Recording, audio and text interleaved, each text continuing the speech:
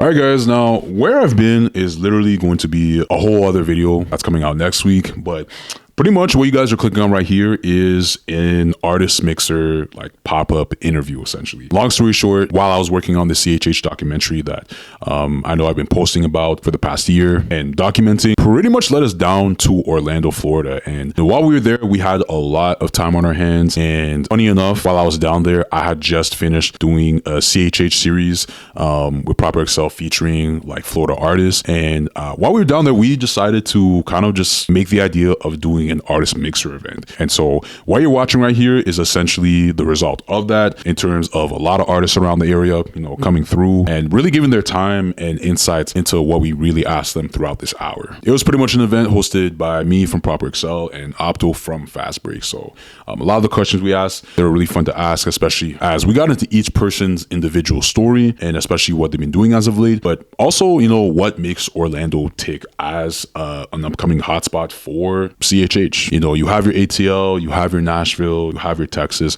you have Cali, a lot of hotspots for CHH, but Orlando is surprisingly, an up and coming spot, like sooner than you think. And so we get a bit into that and why that's been the case. And also in the second half of the interview, we get into talking about bad business within CHH, like, what that looks like. Opto does a great job at pulling out people's thoughts and personal experiences with people doing bad business within the space. And especially for anyone that's trying to grow as an artist, some helpful advice you can pull out of this in terms of knowing what a good deal looks like. DJ Bryce and Official St. James, they really, sound off on that and talk about those experiences. So this sit down is pretty much featuring Zeem, who, has had quite an interesting run within the last 4 or 5 months. Official St. James, who has had an interesting online activity as someone that's very covert and quiet. This interview, this is literally the most you'll ever see him speak ever. He drops a lot of great gems. You also hear from guys like Caden Jordan, who, if you're looking in terms of like the next generation up, not only is it him, but it's also the fact that Caden Jordan is really a name to watch out for in the next few years.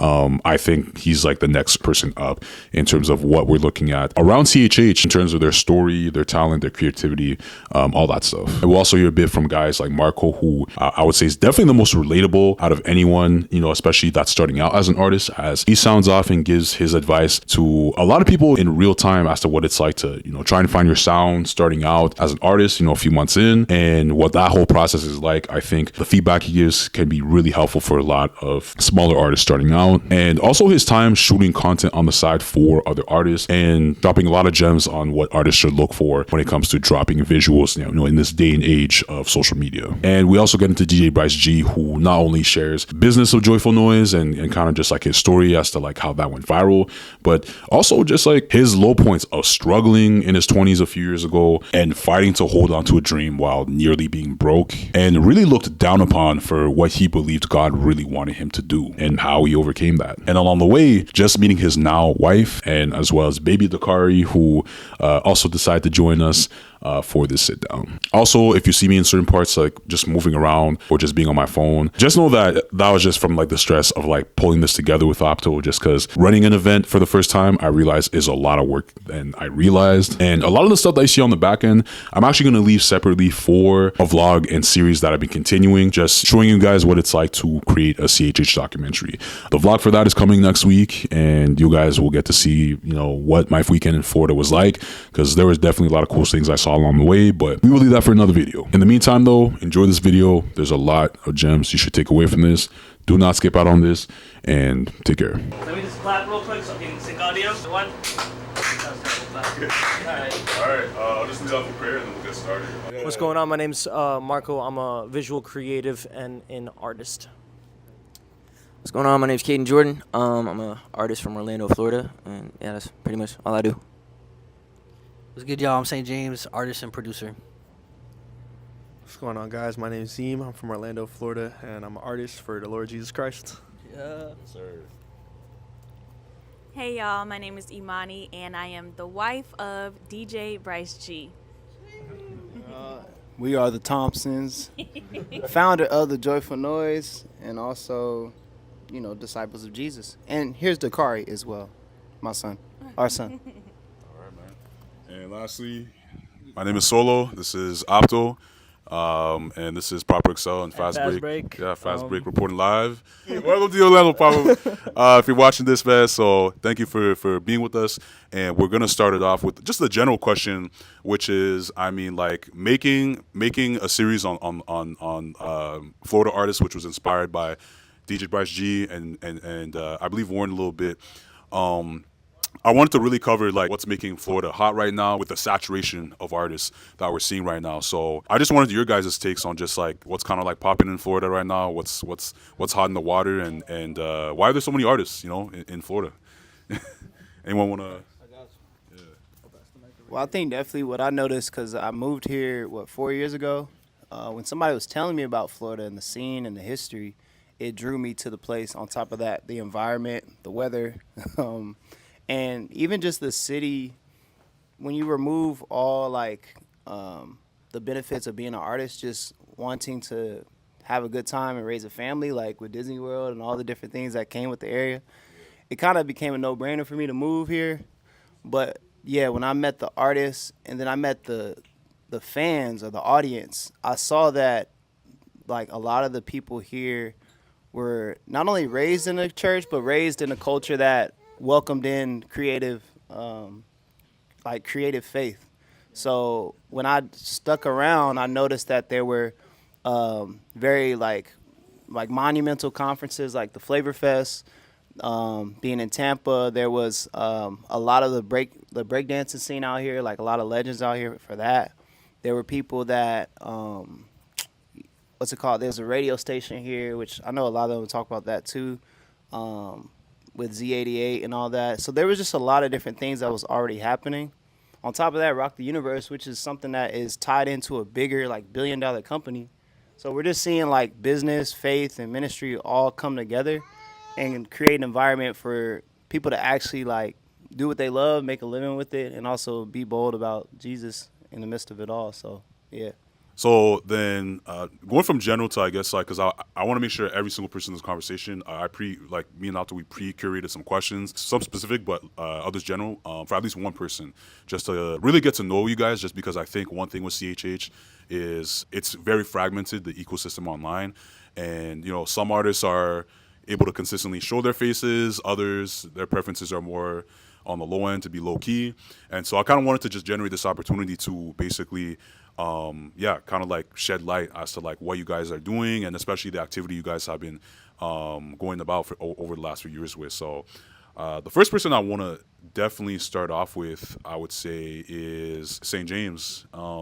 Particularly what interests me about you is, I guess, like over the years, I've seen you have your hand at being an artist, you know what I mean, being a Robzilla freshman, all that, 4 years ago, and then to basically moving more towards like production and essentially I want to say like is it fair to say like a sense of like management when it comes to managing artists and all that stuff, like you know what I mean? Tell people what you're on, man, because people don't really see you out too much, so definitely want to get your take.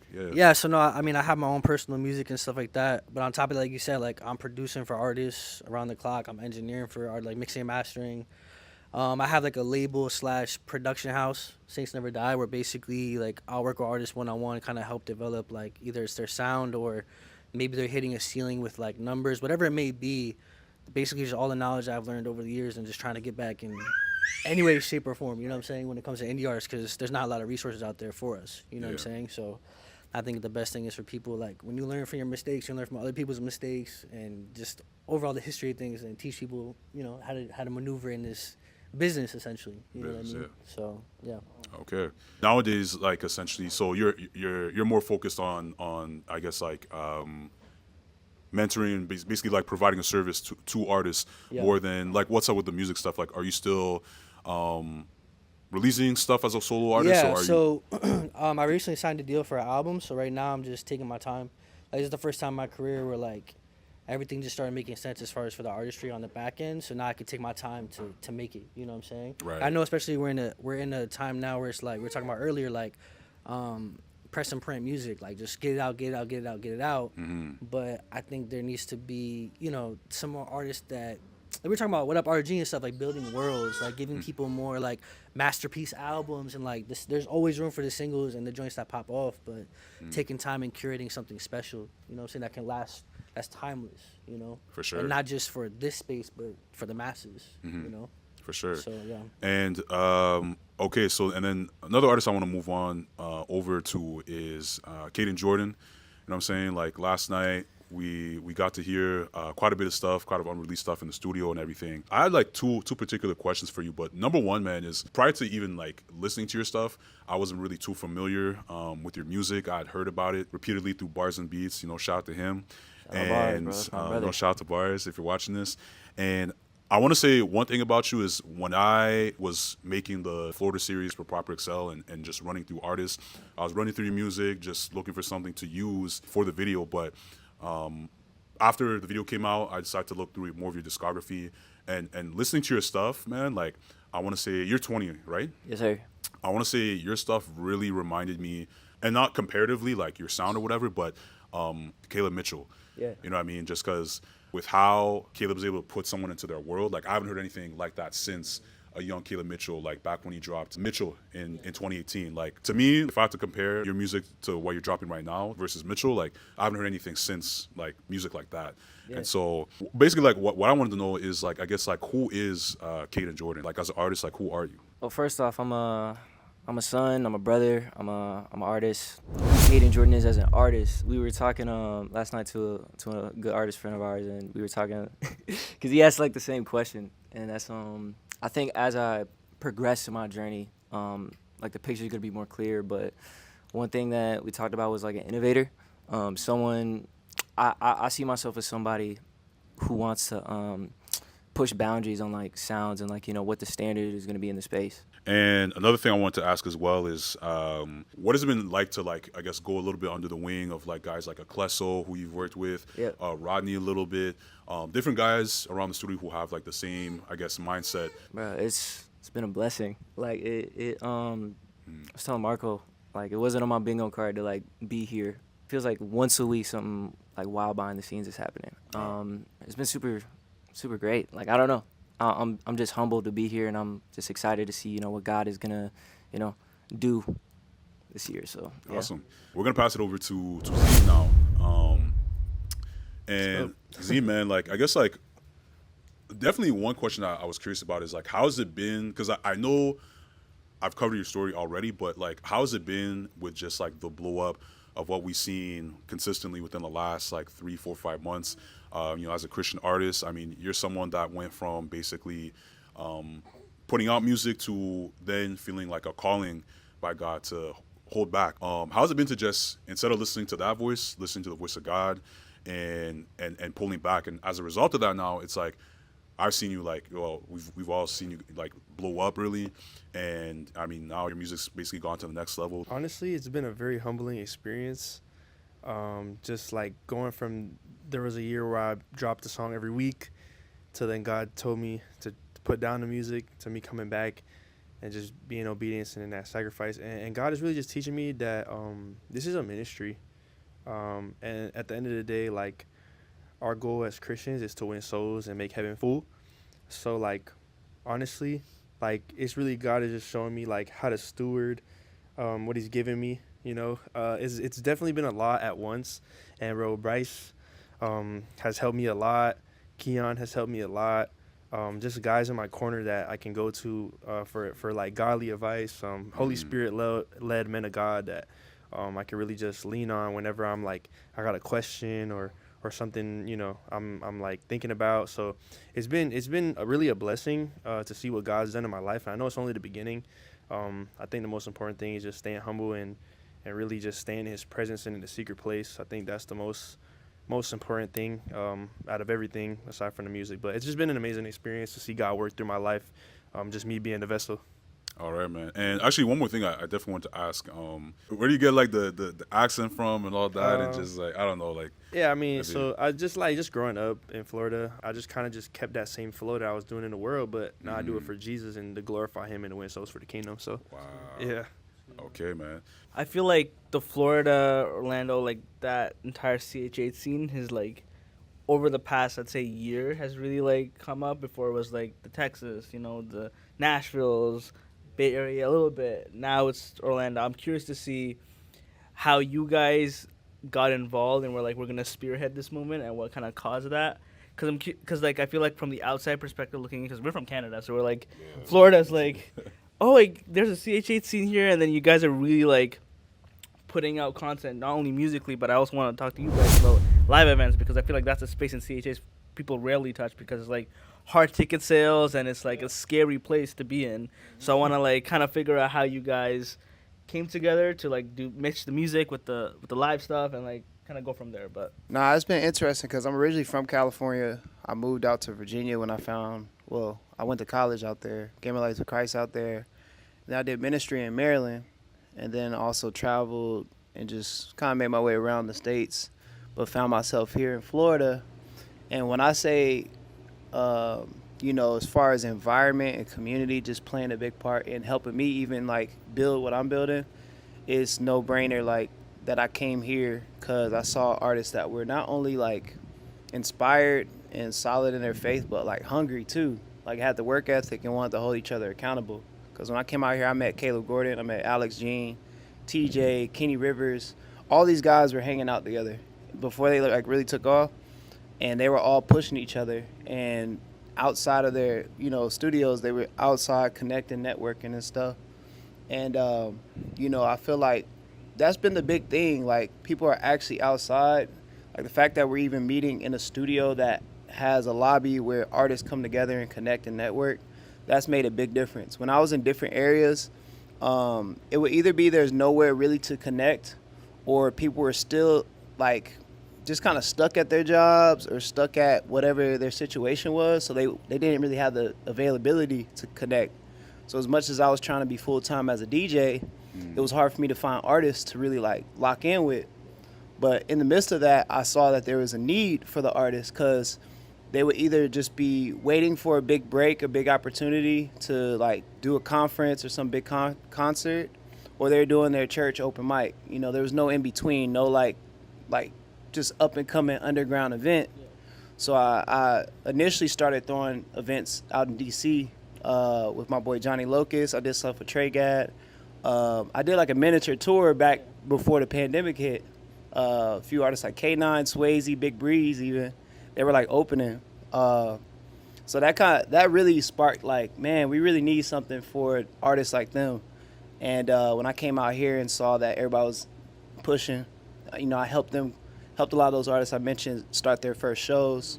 And then eventually I also saw the need for the audience to have a place to connect and fellowship and network. Because at the concerts, I would go to it even as a fan, and I'll be kind of disappointed because I'll go there, I'll look at the performance, but then I wouldn't be able to network and meet people because everybody would just be looking at the artist and then just kind of be thirsty almost to like connect with them backstage or after the event. Yeah. I saw that there was a need for the audience to connect and network and build friendships, for ministries to connect, because there's a lot of healthy churches out here, but they never had opportunities to actually come together. So I simply just said, let me go on a little peer space, which is like Airbnb for venues. Let me set up a small joint, grab a lot of my friends and see what happens. And lo and behold, it goes viral. I see people in the comments like, we need this in our city, we need this more. And I just stuck to it because I saw it as, a big breakthrough for even my career. And 2.5 years later, we're here now, like just hosting consistent events, helping a lot of artists and, doing it full time, which is glory to God. Like I'm really grateful, and want to be able to do this in other areas because we know the need is across the board. On the other side, that's live from music space. How did you guys feel like? Okay, Orlando, like you're seeing like Indie Tribe, you're seeing Atlanta with the Reach, and you're seeing like all these kind of communities coming together and making music, and you're like Orlando, Florida has a different type of style. So how did you guys kind of curate that? What were the initial influences and stuff before you guys were even a scene to begin with? A couple years back, I was, middle school, is when I first started. I got invited to perform at this open mic event. It was called The Verb, ran by this guy named Crescendo. Something about Crescendo was he just knew everybody. And the more time I spent with him, the more I got to see like, oh, Orlando is really like a hub for Christian hip hop. Like Bryce was saying, like even like Flavor Fest and stuff like that. Like I went to Flavor Fest for the first time with Crescendo. He unfortunately passed away a couple years ago, RIP. Love my brother. The community here is just like it's just a wide variety of people. Like you have like your community in Miami, a space in Orlando with like Caleb and everybody, and then now I mean, Aliens base is here too. So yeah, Florida is just I think really about to be like probably the biggest, probably the biggest soon. Maybe some of the other guys here can can pitch in on this a little bit, but I don't know, like, so like you've described it as like, oh man, like spearheading this movement and this sound, that saying of like, oh, you don't know that you're in the good old days until they're behind you. I don't think any of us were like trying to like create this movement or spearhead this sound. I think his favor has been generous on a lot of us here in Florida, that he's given us a lot of talents and a lot of community. Credit to you guys throwing Joyful Noise, because I feel like that's also like a big reason why community, especially here in Orlando, has begun to take off and has become more common. I mean, even here being at the Alien Studio, like it's a very unique experience. Like everyone is here and has a very like pure heart, and it's just like connection, and no one feels like they need to like do anything of like, oh, I need a feature from you, oh, I need a beat from you, nothing. Like it's just genuine connection and genuine brotherhood. And I feel like when you have a space like that where it's just pure intentions and following what the Lord has, I feel like that's like in a sense the ground zero, the building ground. So we have something like that. And then as far as sonically, I think what it is that we just have a lot of artists and a lot of creatives and people that have a great understanding of the culture around them and want to do something that the culture can rock with, that people can be like, yo, this is dope, that's also glorifying to God. So, I'm originally from New York, and New York is called basically like the church cemetery. Like you take your church there to die, basically. Because when it comes to like churches, CHH, all stuff, that's not really in the Northeast like that. It's not something that thrives, So when I moved down to Florida, Orlando specifically, and I got here and I'm seeing all these dudes like Caleb, I met Bryce, Alex, all these dudes, and I'm like, yo, this is different. And it wasn't just them, it was like everyone that I was meeting in Orlando. It was just a different type of like a beast, bro, to be honest. Oh. And to see it, like, I've been here for just about 5 years, so to see it develop this much over 5 years, I'm like, yeah, I don't think I'm leaving here, bro. Like, this is the hub, this is the new hub, you know what I mean? So, Yeah, for sure, man. Nah, it's crazy how much it's like grown in the past just year. I became Christian in 2023, so kind of just seeing how the space has grown. It's like through 2023, like the end of 2023, 2024, like all like throughout just to now, bro. It's grown so much, and to see that it's like hitting the mainstream is like, it's like awesome to see how God can use us to touch the people that are in the mainstream. So it's very cool. Joyful Noise, I just want to shout them out, bro, because like what they're doing is incredible. Like Bryce invited me to perform there, like when I was like still a smaller artist in the beginning of my walk with God, and everyone that I know, I've met at Joyful Noise. Like the connections that I've made at Joyful Noise, like I've met everyone there. So I just shout out to Bryce. But yeah, Continuing on, I definitely wanted to touch on you, Marco, individually, like, because I mean, like, one thing I'm a big fan of is always seeing people figure out ground zero when they're building something up, just in general. But as an artist, because I think anybody could relate to it, is, you know what I mean, like, what's your POV right now? I seen you put out like a couple singles. Everybody has to like go through that phase of finding their sound, trying different things, auto-tune, no auto-tune, visuals, just a lot of different things. But what I want to know from your POV, bro, is like, when did you drop your first single? Like October of last year. Okay, yeah. so you're about, I want to say, 4 months into this journey of being an artist. How's it been, man? And what's it like being at ground zero? Because that's when like you don't have a lot of motion going, and it's kind of like you got to figure things out and leverage things out for yourself. So how's that currently going? It's really cool to see how God does things, because artistry was never something that I thought that I was going to be doing. I didn't think that I was going to be putting out music or anything like that, and then things just kind of naturally happened. God led me to that, with me meeting a bunch of different people and stuff like that. And then as far as like this ground zero thing, at least for me as an artist, it's fun for me because I get to come up with a visual identity that's unique to me, and me being a visual creative first before being an artist. Like, I think the thing that culture looks for and what people look for right now, on top of music that sounds great, is what your visuals look like. Are your visuals clean? Is there a strong visual identity? Is it actually telling a story, or is it just me standing in front of my phone, rapping into my phone or singing into my phone for the sake of calling it content, right?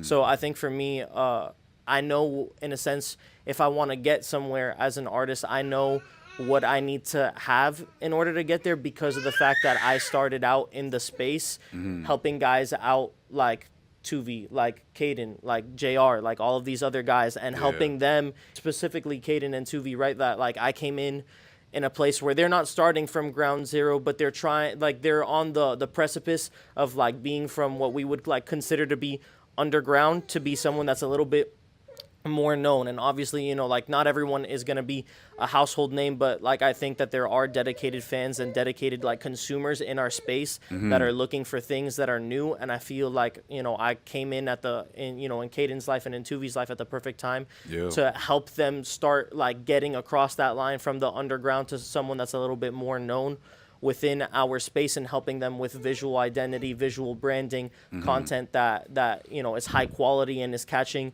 the eye, and then showing, and in a sense like showing the people that get to spectate that within the space and see that happening behind the scenes, that like you don't have to have a crazy budget, you don't have to have a label behind you, you don't have to have all this stuff behind you. It sounds silly, but it's as simple as sitting down for more than 5 minutes to figure out, okay, what is it that I'm gonna do, instead of, you know, like we talked about earlier, instead of getting caught in that rat race of like, all right, let me put out a single for the sake of putting out a single and put out music for the sake of putting out a music. It's like, all right, no, like let's relax for a second, stack this stuff, plan this stuff out, so that then when it is time to execute, you're actually catching people's eyes. Like Zim, like you blew, like you're going crazy with like just even that one reel of like the cup with the tea and the water coming out of it. People remember that, like even just Rodney, not like, oh yeah, I seen this before, like, you know. So like there's different things like that it's just, I think the name of the game right now is not so much trying to set yourself apart in just the sonics, but in a whole package, you know. Like, so I think right now what my thing right now as far as like my artistry is I'm just trying to, from, you know, ground zero, create, you know, a visual branding and identity and a packaging that, you know, sets itself apart from everything else. And then that's including the sonics. And then, you know, like I said, like visually, we associate a lot of sonics with a lot of like experiences that we have. So in a sense, my spirit experiences and my visuals is driving my sonics for me to be able to get to where I want to go. Okay. So. And yeah, I just think it's interesting, especially because like a lot of people can relate to like what you're doing in real time right now, especially because I mean over the years in CHH, the concept of like not building vertically but networking horizontally, that's been a thing that's been like, I guess, spread across now, and basically like for you to network horizontally and building up with guys like Caden, building up with guys like I mentioned, like Crispy, you said, 2V, Nada, and all them. That's kind of what like it's about, you know what I mean? 1,000%. Yeah, I think the biggest hindrance that, you know, artists come across in their own thing of trying to build up is being so thirsty to try to get a feature or get a beat from this person or to get the visibility, rather than just like we were talking about, networking and establishing community for community's sake and for kingdom's sake, and trying to push something. Because it's like, if you're within God's will and you're doing what God is calling you to do, the views and all that kind of stuff and the motion, the streams, all that shouldn't matter, because, you know, if you have the humble heart for God to be able to work with, then he'll take you wherever it is that you want to go. Like our end goal is not getting a bunch of streams. Our end goal, you know, is serving Jesus and allowing him to use us however he wants to impact where we are. So I think the thing of like just faithfulness and just being around and consistency, you know, will allow for that consistency and listening to God. You're in the right place at the right time, and he'll take you wherever it is that you want to go. So I think just that thing of like, people just limit themselves because they're looking for something too early, where it's like, wait your turn and God will take you where he's going to take you, and it's going to be awesome. That's awesome, man. Okay, and so we're going to pass it to Bryce, man. One thing that's interesting about you, and that I remember I don't know if it was a story you put up or something on your feed I put up, but tell us about like the process for years of like literally figuring things out through your life. You know what I mean? Like you're out of your 20s now, and it's like basically you out of hand hustling to like different ventures and different things. Tell us a little bit about like, I guess, that aspect, and just like, yeah, like I want to know like the journey, because at one point like you were living in your car, like you were getting out the mud, bro. Like tell us about that. Yeah. To add on to that, the journey, because I had a beat to your question to that, the journey of that to doing full time and what that's like, and how that has shifted your perspective, and then advice for people later on to do that. So I'll headline this with the advice, like enjoy the journey, like enjoy God in the midst of the journey. Don't get distracted by the milestones. They're very quick, they're very flighty, and they don't have a lot of substance. But the journey is where all the lessons, all the memories, all the experiences really just hold you. So yeah, for me, man, I mean, when I gave my life to Christ at 20, one of the things that was presented to me when I read the word, because when Jesus said give up everything, I looked at it, I was like, I ain't got nothing, I'm broke. But the Holy Spirit was speaking through the person, like, you know, sharing the scripture with me. He was like, what about your dreams? Like, what about your aspirations? Can you give that to God? And I was like, nah, I'm good, bro. Like, that's special to me. But I sat with it and I was like, yeah, all right, I'll give that to you also, Lord. And, you know, I didn't know what that actually entailed. You know, I learned quickly that it was an exchange. I gave up my dreams, my aspirations for a kingdom dream, which was brought to me, you know, in the midst of hosting devotionals with the campus ministry. Like, yo, this gift of DJing and hospitality is going to be my fishing net. This is going to be the way to win over souls. I didn't know anything about the music industry at that time. I was in Virginia. I was a dropout. I was just trying to figure out what to do next. And I saw this as a useful tool to evangelize, and that was it. But then, like I kind of mentioned previously, like I saw a need. I saw problems, and I wanted to help. I wanted to solve these problems. And those problems kept popping up in just different relationships that I had. And like business relationships, music, personal. Everybody had the same issue that crossed my mind. It was like, what are we doing on the weekends? And also, like, how do I feel when I step into this room? When I walk to this church or this ministry, do I feel seen? Do I feel loved? Do I feel a sense of belonging? And, you know, it showed to me, like, nah, this is my focus. Like, hospitality is my ministry. You know, making sure people feel loved, they feel welcome. And if I could use my gift of DJing to do that, then let's do it. So with that discovery, again, the goal wasn't to be some big time artist. It just was like, I'm trying to figure out my life and make a living. And it seems like this might be the best way to do it. I just didn't know anybody that was doing it, because I looked out to Christian DJs. A lot of them were just gig DJs. Like, they would do weddings. They'll play, you know, the top 100s, play a few line dances, and then say, hey, to God be the glory, you know. But they wasn't playing Christian music. And I think there was only a few DJs that popped up on my radar, like DJ Wado, and then eventually DJ Mike LV. And I saw what they were doing. It still wasn't in the lane of what I was trying to do, because I was more focused on, like, real-time parties. Because I grew up, I was from the Bay Area. Like, it was about parties, live events, like, you know. And I followed dope, like, DJ collectives, like Selection and, like, a few other places or a few other teams. So I was just like, where is that for Christians? Where's the music? Where's the DJs pushing that? So it was just a constant search. But then it was also challenged by just the reality of, okay, but I got to make a living. You know, my pastor's telling me get a job, go back to school, figure out, like, grow up. Like, that was the constant thing I was running into. You need to grow up, get a real job so you can raise a family. But music was still that, like, relationship and, you know, that calling that I couldn't avoid. So as I tried to do everything that everybody was telling me to do, God was showing me that there was a different path for me.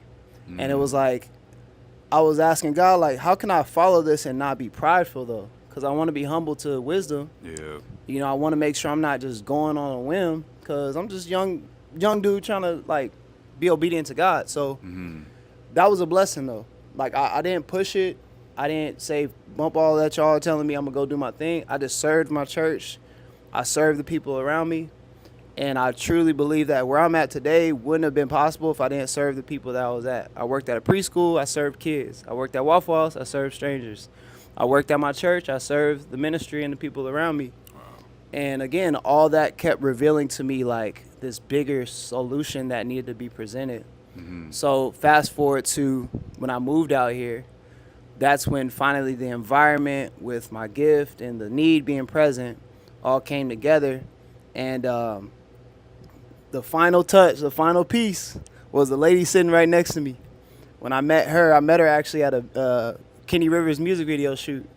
And, you know, at that time I didn't know, but pretty much long story short, she was the accountability I needed, to really just lock in on something true. There She she is. walks in, perfect Come timing, on. perfect timing. Come on, I'm talking about her. Yeah.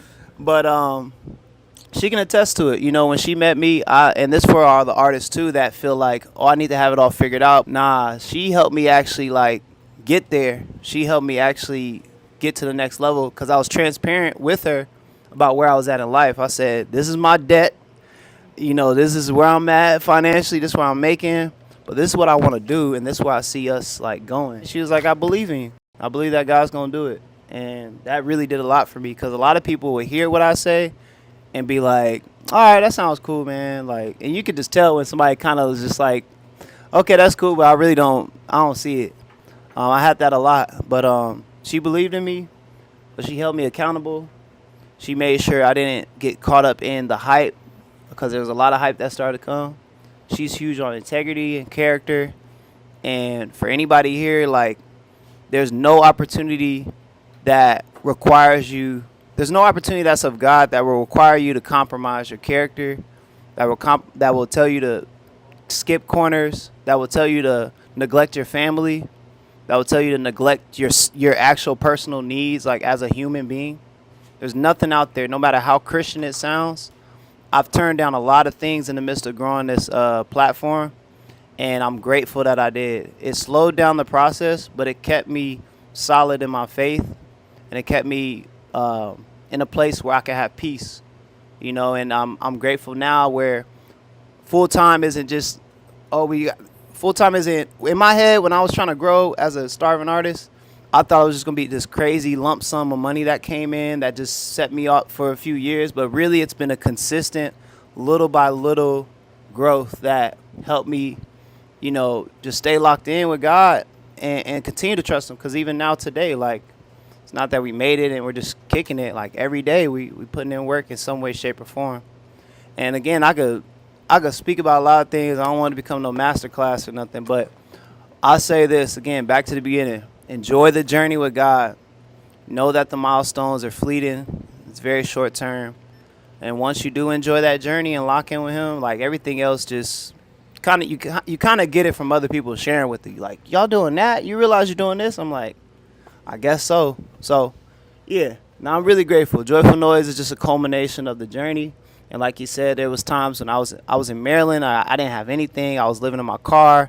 I had my stuff in the storage.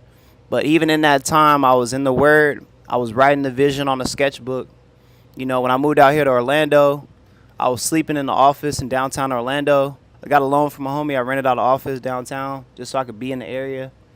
And, made a lot of mistakes. But at the end of the day, God's grace gives us the opportunity to learn and not wallow in our guilt. It was just like, okay, that was not a good idea. Let me pivot, so there's plenty of stories, but I'm grateful now, like Zeem said, like to be able to share my mistakes, my failures, and also triumphs with them to say, hey, bro, it's cool. Like you right where you need to be, bro. When I was 22, I had nothing figured out. I'm 33 now, and I'm still taking it day by day, discovering things about God, and I'm grateful. I guess one thing I want to ask with the both of y'all is like, man, because like stuff like this could break like a relationship. You know what I mean? Like, it can make or break it. Yeah. And it's like for you guys, like how do you guys stay like grounded? I feel like any party would like want to walk away, but it's like for you chose to like I guess like what did you see in Bryce like to go on this journey together and reap the fruit of Joyful Noise and all that? Yeah. I think what was very, very apparent to me from the beginning, like when I first met him, was his character. Honestly, he had a heart for people. Like, if anybody knows Bryce, they know he cares about people in a genuine way. And he's always sacrificing his convenience to be of service to other people. And so for me, it was like, I didn't see that a lot with men, period. It was always like, them having a hidden agenda or them wanting something more from me. But probably from the second or first day I met him, like legit, we didn't even know each other. And he was like promoting my book. He was encouraging me. He was just making himself available to be of service. And I was like, wow. But then it was also like further fortifying for women who, you know, see men out here doing that. It's further fortifying when you see them doing that for everybody, not just you. It's like, oh, okay, this is the real them, you know? So even as he's made mistakes, financial issues, like different choices that he's made and different things that have been shortcomings, his character has always been solid. When he makes a mistake, he exposes it. When he falls short, he gets back right with the Lord. Like, he will confess, he will continue on his daily disciplines. Like, he doesn't draw away from the Lord in those moments. And I feel like that is so, so big. Like, he knows who he is in Christ. And for a woman, I'm like, man, he's secure. Like, I need that person leading me, because even in my moments where I slip up, it's like, okay, I want to go away from God. Like, I feel shame or, you know, guilt or different things. But he's so solid in his word for real that he's like, nah, the word says this. Like, we got to draw near to the Lord and just keep pushing through. So, yeah, I'm like, that's where I'm in. You know? Clock it. So basically, spiritual stability over financial stability. Because I see, we've seen all the clips where it's like, yo, I got an LLC, I got 6 figures, I make this, I make that, but then they're insecure in themselves. You know what I mean? And so for y'all it was inverse, which is like, that's super dope to see. Okay, then. So then we'll zoom out, and because we're near towards the end of this interview. I know you wanted to talk about bad business. Yes. Yeah, This is my bag. This is my bag. This is what we do at Fazbreak. We love like controversial stuff and like just in general, just like talking about the real stuff that we kind of like usually like glaze over. Yeah. So bad business deals. Let's talk about it. There's been a lot of drama and like a lot of news and whatever that's come out throughout the years. There you go, James. James is locked in right now. Look at him. So I want I had to sit up real quick. turn the lights down, guys.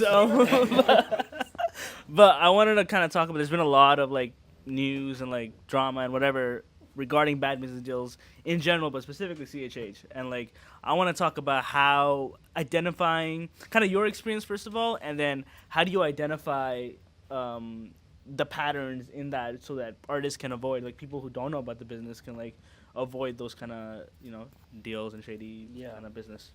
Now, one thing for deals in general, because I can speak on the business side, because I get offers and different things that come. Being able to recognize the urgency of the deal is always a red flag, in my opinion. That's really because good. if you want a good deal, it should last you a lifetime. It should affect you, even especially on the spiritual side, eternity. If you feel like somebody's rushing you into something, that's already red flag. So my way of like setting a proper boundary is I always lean on the side of no to the deal, no matter how good it is. Like if I tell them no or let me think about it, their response will help me actually determine if they're there for me or the opportunity. Because when I say no or I say, let me think about it, let me talk to my wife, give me a few days, and they start hitting me with the, well, you know, Peter jumped out the boat with this one. And they start, like, I'm telling you, I talk to people that are big time spiritual people, and they'll hit you with some references to make you feel uncomfortable about waiting. And if you feel uncomfortable about waiting, it's not a good deal. It's not a good relationship. Because it might even be a good deal, but a bad relationship behind the deal. And you have to really be aware of the two. So that'll be my big thing. Being able to say no or I'll think about it and assess how their response is and go from there. But I'll No, that's 100%. No, that's really good. Yeah, if they're on some trying to just get this wrapped up, get you locked in, let's just hit the road running. It's definitely a huge red flag because that's usually them trying to get you into something you don't understand. Until 5-10 years down the line, you realize you basically a slave forever to them. You know what I'm saying? You can't do nothing else. So, but also too, like just seeing if these people actually care about you as a human as well. Because there's the artist aspect of this, right? But we're also Christian too, so there's the human aspect where I feel like if they're not also willing to look at you and see you as a human and not just a product or something that they're about to sell to the masses, that's a huge red flag too, which, I mean, again, just goes right into like trying to speed things up and whatnot. Also too, like, look at the track record. Like, look at people's track record. Take it at face value. Don't be on some like, oh, maybe this time they'll be better people, or maybe this time they won't offer me a 360. You know what I'm saying? Like, take people's track record, take their fruit and what they're doing. If it's bad, you don't bite into it. You walk away. There is no special 1 in a million scenario where it's gonna get better or this is the one. No, if people are doing bad business, just head on out. You know what I'm saying? And also to read the contracts. If you gotta spend money to get a lawyer, it is gonna be worth it. More worth it than, like I said, getting locked in for something for years that you cannot get out of. Even for like any artists that are blowing up fast, bro, you don't have to say yes to everything. Bro, I have said no to a lot of things. There's probably things I could have done. I just said no. Like features, I said no. Everybody wants a feature all of a sudden. Everybody wants this all of a sudden. Bro, just chill. Just vibe. Keep dropping your music. Keep doing what you're doing. Keep trusting the Lord. You don't have to be the main one on the top because God's gonna get you there regardless. If that's His will, it's gonna happen. So just stay deep in the Word. Stay with the Lord and don't rush into anything. You don't have to rush. There's no point. I gave up music for a year. So if God has accelerated me in 4 months, why am I gonna rush into something crazy if God has done this in just 4 months and I waited a year? I'm not rushing anything. So yeah, that's what I gotta say. I'll double down on the fact that in the Christian space, we can over spiritualize things that are very simple, very cut and dry. Yes, the timing might be crazy where you woke up one day and you thought that, man, I need to go here, and then you get this opportunity to go there. You still gotta wait. You still gotta pray. You still gotta allow the Word of God to filter your decision. Because if you're too over spiritual about things and actually too mystical about it, like, wow, like, it's gonna get you caught up in some bad deals. That's what happens from what I've heard talking to different people, because I don't get caught up in bad deals. Nah, I've made some mistakes too. I ain't gonna lie. I've made some mistakes where I had to pull back and be like, nah, this ain't gonna work. But, most of the things I see, the common thread is that, one, you don't wait, but two, you don't just look at the cold hard facts. Like, this is where she comes in. She's helped me with, like, just common sense. Because the beautiful thing about her, she's not caught up in the industry hype, entertainment, none of that. She's just like, this looks dumb. Like, I'm looking at the contract. This doesn't make sense. And she's like, you ask him about it? Yeah, I asked him about it, but he said, don't worry about that. Well, I'm worried about that. So I'm like, all right, I'm going to wait. So, paperwork is not a sign of distrust. It's protection. So being able to have proper contracts. And we're in a place now, like, I want to say put all your eggs in ChatGPT, but you can write up a basic contract now, and you can use that as a sense of setting a boundary. If somebody wants to work with you and you guys have agreed to A, B, and C, having a contract there just helps you guys remember, and hold each other accountable when things get tricky. So, yeah, like, even if it's your homie, it's okay. Like, come to an agreement. Like, let's put this on paper. Let's sign it. Like, let's practice good business, moving forward. So get comfortable, especially, again, there's a difference between doing this as a hobby and doing this as a professional. As a professional, you got to understand paperwork, expectations. A lot of that is very important. Communication is huge. And the best way to communicate in a world where there's people from different backgrounds, countries, upbringings, all that, is to have paperwork. So have your own paperwork, even if they don't do contracts, you need a contract. And be okay if they're uncomfortable about it. Just know that those are boundaries for you to protect your business, protect your brand, and protect your momentum. Because the worst thing that I see is when people are moving and grooving, then they disappear. And you're like, what happened? Oh, they signed a deal. They're waiting for everything to go through. It's like, dang, that sucks, because you on a roll right now. So, yes, be okay with common sense and simple things. So and if you guys are like you coming up as an artist, you got labels hitting you up, you don't gotta accept everything. I had a label hit me up for just a distribution deal, and they asked for my catalog. I was like, nah. They love that catalog. Yeah, I'm like, bro. Yeah, so just take your time. If they're sending you like label stuff through text message, like your deal and everything to text message, just don't even consider it, bro. Like don't even, yeah, bro. Like yeah. Don't sell your masters. Your pub, you can negotiate that, but 100% in the streaming world that we live in now, do not sell your masters. That is what's gonna make you all your money. Stop giving people 30 to 40% to distribute your music. And what else? Labels start paying artists. The skill of stewardship is an important attribute and aspect you guys want to have as Christian artists. If you guys are gonna like, if you feel like this is a calling, like, you know what I mean, like you're called to do this, you need to develop the skill of stewardship.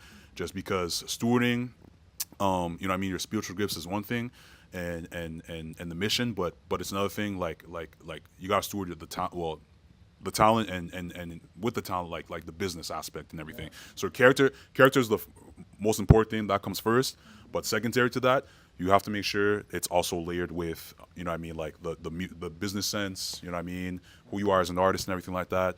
Just because if you have one or the other, it can get really tricky if you do end up in a bad spot. So I just want to say that. So yeah. I wanted to also add to not just bad business, but also understanding the music business in general. I feel like a lot of people who get into the space don't really understand how things work, and they only think that the only way to make money in music is through DSP, so like streaming revenue. But we have 2 full-time people in music who know how to do the business and how like different like revenue streams in music. So I love to like touch upon that. Obviously, artists, do your research, study the game before you get into anything, but at least give a little bit of introduction as to where to look, how to start, using your skills, developing skills in artistry, but also figuring out that you can offset those services to other artists and stuff like that. Nah, this is huge because I was just talking to a handful of people, and I said it earlier, but knowing the difference between doing it as a hobby and doing it as a professional, this is the mindset. You have to understand that it costs money, and you got to make some money, and you can't get uncomfortable and weird about money. And I'm so grateful that Jesus talked about money, and he has different angles about it. And there's a few references I'll give you, to study. But he talks about counting the cost. Now, counting the cost, that passage that he talks about is about following him as a disciple, but it's still applicable to becoming a full-time artist or doing a profession as a creative. Count the cost. Look at how much your life costs, like as far as your actual basic expenses, and then look around. I mean, again, there's all the stuff that we're going to tell you. Probably you could look it up, but just to give you a head start, look up all the ways to earn money as an artist. And then ask yourself, how do I do that? Whether it's radio play, whether it's whatever. Like for me, I'm an interesting case because I'm a DJ that has no music out as of now, but I'm full time. And how is that? My main focus, my main source of income right now is bookings as a DJ. And before I went into this year and the year before and the year before that, which is the 3 years I've actually been full time, like taking care of my family, like actually making enough versus full time. Like there's full time effort. Like I've been full time effort for a while, but full time actually taking care of the family, about I'll say 2 years, 3 years roughly, because there was a time where she was working. But within this time, I had to look at the year, look at what we need from a week to a month to a year, and say, okay, if I get booked, I'm gonna need to price it here. And I need to understand that whatever I get paid, I need to pay taxes, I need to pay my tithes, I need to put savings aside, and I need personal spending. That's a whole nother topic, but pay your taxes too. There are tons. Hey, if you clip anything, clip this. Artists, Christian artists, pay your taxes. Render to Caesar what is Caesar's. Yeah. If you're skipping out of taxes just to buy that chain or that car, it is there. The IRS gonna cook you up. Yes, the IRS or the angel IRS, whoever, they gonna come for you. Yeah. You do not want to get audited as a Christian artist. We do not want that. Nah, it's terrible. It is, like he said, a form of stewardship. Yeah. The Lord is giving you that money through your gift. Yes. So be sure to pay God and pay the IRS. Yes. You want to have your heart pure before the Lord, and that is a big one that a lot of people try to skip, and then you wonder why financially you're in shambles. Yeah. Because you're not having integrity. Yes. So I'll leave it at this because I'm speaking on this financial side. I'll pass it to James. I know you want to say something.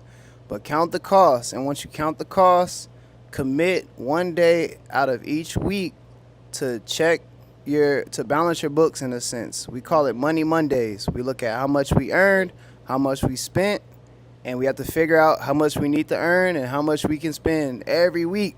Now, some weeks it gets rough and we might have to take a week off. But if you're not checking like if you're not checking your money, if you're not seeing where it's at, actually an old like way to look at it, like shepherds, they have to count their sheep every day. If they don't know how many sheep's in the pen, they won't know if they lost one. So just like a shepherd, you got to count your sheep. You ain't gonna know where the money's going if you're not checking it. So I say that with a big emphasis because I know a lot of artists want to be full-time, but then I ask them where their budget's at, and they're like, oh, yeah, I don't got one. I'm like, bro, you don't want to be full-time. You don't want to really do this. You don't want to raise your family with this.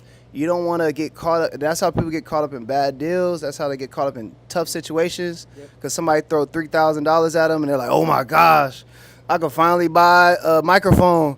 And they buy the microphone, and they skipped out on their bills, you know, and all that other stuff, and it gets real sad. It gets real spooky out here. So I'm just putting emphasis.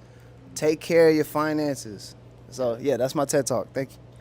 No, it's good. And then artists, you need to sign up for BMI because the thing is, your money's not just coming from DistroKid, TuneCore, all that stuff. That's a big chunk of it. And that's nice, but it's like going to work and only collecting 30% of your paycheck.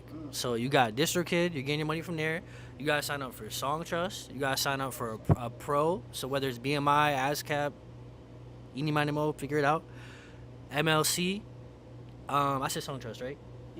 Yeah. So Sound. Thank you. Sound Exchange, MLC, Song Trust, BMI or ASCAP, and then you have your DistroKid, TuneCore, wherever you're distributing through. They can do all that online? All that online. A lot of it is, I would say 90% of it, except for DistroKid, is a one-time fee. So it's maybe $150, $100. So it's gonna be a couple $100, but that's gonna set you up. So now you can collect every penny that's due to you, which will now put you in a position where you can start getting towards full time. You know, so finally start collecting your checks. Say again? Do they need to be an LLC to do that? No, you don't need to be an LLC. MLC collects mechanical royalties, Yep. essentially that's different from streaming because it considers the copyright of the actual song. And then Song Trust is publishing, so that is the composition and the songwriting. So the producer will get 50%, the writer gets 50%. If you have other writers, producers, then that's split. Yep. And then Sound Exchange is neighboring rights, satellite radio royalties. What's that? The radio station that's hot in the scene. Holy Culture. Holy Culture. So Sign up for Holy Culture's Picture Music to Holy Culture. Yo, y'all don't understand. If y'all on that joint, y'all getting paid like It's 40 USD per spin $40 per spin on Holy Culture. We're On the Sirius XM. In Sirius XM. Yeah, we're getting paid on streaming. You're getting paid .00000000035 per stream. Yeah. There you're getting paid $40 per stream, Yeah. basically. Exactly. So one spin on Sirius XM amounts to 41 USD. And what that means is if you're getting multiple spins, you Get know, multiple checks. Exactly, right? Also too, real quick, you need to make sure you're registering your music with these companies because a lot of them are not backlogged. So if you don't register, you miss out on all the money you could have had. It goes into a black box, and the black box money goes back to the top 1% of artists. So like you're basically putting all money the in Drake's superstars. pocket. All right, stop putting money in Drake's pocket. He got enough. Yeah, bro. Yeah, so just make sure you guys are collecting your royalties because you don't want Taylor Swift to take all your money. Yeah, you know? Taylor Swift, Drake, they got it already. It's enough. Yeah, go ahead. I don't know much about this, but being with Bryce and us running Joyful Noise, I have a little bit to contribute. I feel like another avenue where artists can make money is having their own shows. And I know that lane is pretty intricate. So I wouldn't say it's like top of the line of how to make your first buck, but I think it is a helpful way to add to your finances. So. Come on, I love it. My lady throwing me the alley-oop. So yes, when it comes to doing y'all shows and also getting bookings, like take it serious. Know that if you have a great booking system, you can actually lock that in. Cause for me, for instance, like my bookings can go from 1,000 to 6,000 to, you know, and from what I've learned numbers wise, like that's some of my bookings resemble like 1 million streams. So I'm getting multiple million streams, you know, every month, you know. Obviously it's not ongoing for the rest of my life, but if you create good clientele, they will want you back every year. Like if y'all look at Winter Jam or if you look at some of these bigger bookings like Rock the Universe, they always bring Lecrae out. Lecrae has pretty much residency bookings where every year they're paying him to come out and perform.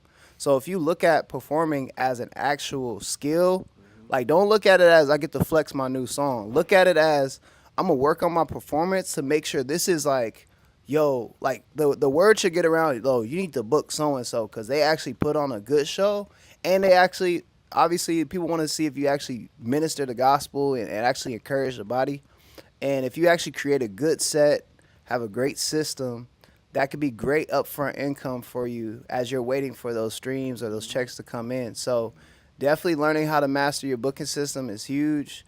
Doing your own show definitely takes a lot of work. Shout out Miles Minnick. He's definitely one that showed how you can set up your own show and really make a killing. Like I was talking to Jorge, one of his managers, and even Miles himself. They can make close to 10K plus. Not close. They're making more than 10K just from their merch being sold at their shows. And just having those other angles of we call direct to consumer income can actually help you. That's why a lot of artists are selling their albums now. As y'all seen recently, J. Cole selling his album out the trunk. You know, that is a thing, like, because having actual connection to your fans, your audience, your community, you know, getting that buy-in and actually having cash to hand, it helps you keep your business moving versus waiting on that 0.000035, or hopefully you get that $40, but to get that, you know, you lock in $500 booking or $1,000, that could help you, you know, keep things going. Again, don't feel uncomfortable about the money. It's good to talk about it. It's good to steward it. It's when you let that become your determining factor on different things when it gets dangerous. But it really is understanding, okay, I got business to do, and I'm gonna do it for the kingdom, and I'm gonna do it with excellence. Yeah. You feel me? So yes, thanks, my lady. Shows is a big plus. Take it serious. Speaking of shows, Come on. if you're in Orlando, Florida on March 21st, my first Disturb the Culture event is going to be in Orlando. Y'all type in. But I just wanted to plug myself. Yes, sir. Yes, sir. Do it. Do it. Do it. The fact that people are buying tickets and are going to show up is like blowing my mind. So I just want to be able to be prepared and like put on a good show for them. That way they can tell people about it, and then obviously I can throw another one, and then like, oh, it's coming to Atlanta, or it's coming to Dallas, or wherever it's going to be the next one, and just kind of going from there. So it's been exciting, and definitely a lot of learning, a lot of walking into walls, but just learning for sure. What date is that? March 21st, Orlando, Florida. Yeah. Jeez. Okay. Let's go. To wrap up the whole business aspect of things, I also wanted to hone in on something at least James is doing, and I feel like a lot of independent artists, you develop skills along the way of building out your artistry. So freelancing your services on the side to keep supplement income, whether it's you're mixing and mastering, whether you're producing, songwriting, whatever, that helps while you're waiting for the streaming checks, while you're building your performance catalog, signing up for all this stuff. I think that helps supplement income. And keeping track of all of that, your budgeting, expenses, all that kind of stuff is very important for artists and creatives in general, especially when you're trying to do this full time. And don't sleep on collaborating and building partnerships with people that are able to increase how much revenue you can make. Why do you think collab albums, collab album works, features work? Because you're working with artists that could spread your name out there. You're getting more reach. Sure, you're splitting it, but that split is worth now. It's short-term loss for long-term gain. I think a lot of people's I don't think a lot of people get stuck up, especially like I feel like producers and engineers, they get stuck up on, oh, I'm sharing points and stuff like that, but it's like you need that in order for you to get more exposure, more reach. So, yeah, 100, definitely, exactly. and I know we're talking about business, but Iman, I wanted to actually point to you a little bit because more so on the character development, on the spiritual side. I feel like you tie it in. We'll wrap it up here with you on this, like, because I know you said you're away from the business and the entertainment landscape. So, like, from just a person of God, godly people, and how we operate in entertainment, whether in business or whatever kind of field we choose to be. What do you think are some biblical characteristics that a person can have while diving into this whole world of chaos, essentially? I think there are a couple of characteristics that are really important to have. Bryce acknowledged it earlier. I'm really, really big on integrity. As a Christian, the word says that we worship God in spirit and in truth. And so an act of worship unto the Lord is just to function in truth, right? To function in honesty, to make sure we can just navigate with a pure heart, even if it's at the expense of us and our convenience. at least we know we have the Lord's backing. So just being willing to walk with that integrity, that authenticity. I think another characteristic that is important is just caring for people. We can't do this alone. Like, whether you are a business, a Christian, an artist, like maybe whatever your title is and wherever you stand, you need other people. The Lord has not put us here to function alone. There's been a lot of different topics we've talked about. I mean, even just us talking up here just goes to show, like, you can use other people's wisdom. You don't have to fall in the same place that maybe you would have if you weren't connected to certain people. So I think just having a care for people and community. Oh, discipline. Yeah, discipline is a good one.